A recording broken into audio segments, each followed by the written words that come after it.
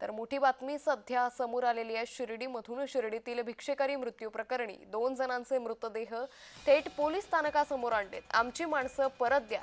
Shirdi police ठाण्यासमोर नातेवाईकांनी हा आक्रोश केल्याचं सध्या पाहायला मिळतंय।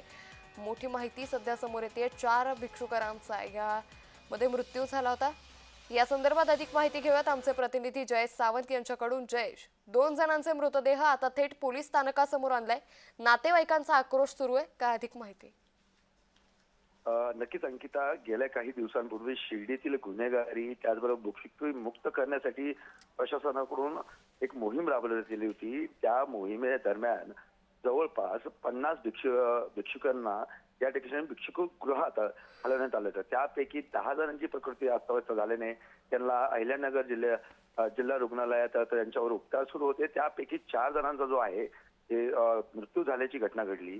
त्या घटनेत तर त्यातील 2 जे मयत आहेत, एक वाघमारे आणि शेख यांच्या नातेवाईकांनी थेट मृतदेह जो आहे तो घेऊन शिर्डी पोलीस ठाण्यामध्ये या ठिकाणी होता आणि ते आमचे नातेवाईक आम्हाला परत द्या, दोषींवर कारवाई करा अशी मागणी केली होती।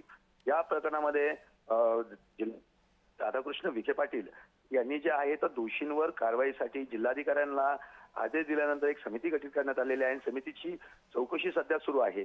मात्र घटनेमध्ये जे नातेवाईकांनी जे आहे शिर्डी पोलीस ठाण्यामध्ये तो ठेय्या मांडलेला होता, त्या दरम्यान पोलीस प्रशासनाकडून दोषींवर कारवाई केली जाईल असं आश्वासन दिल्यानंतर आता जो तणाव निर्माण झाला होता शिर्डी पोलीस ठाण्यामध्ये तो आता निवळलेला आहे आणि नातेवाईकांनी जे आहे तर मयतांचे मृतदेह जे आहेत ते अंत्यविधी करता आता सध्या घेऊन गेलेला आहे। तुटतः तरी या भडकलेल्या वातावरणामध्ये या प्रकरणावरती पडदा पडलेला आहे।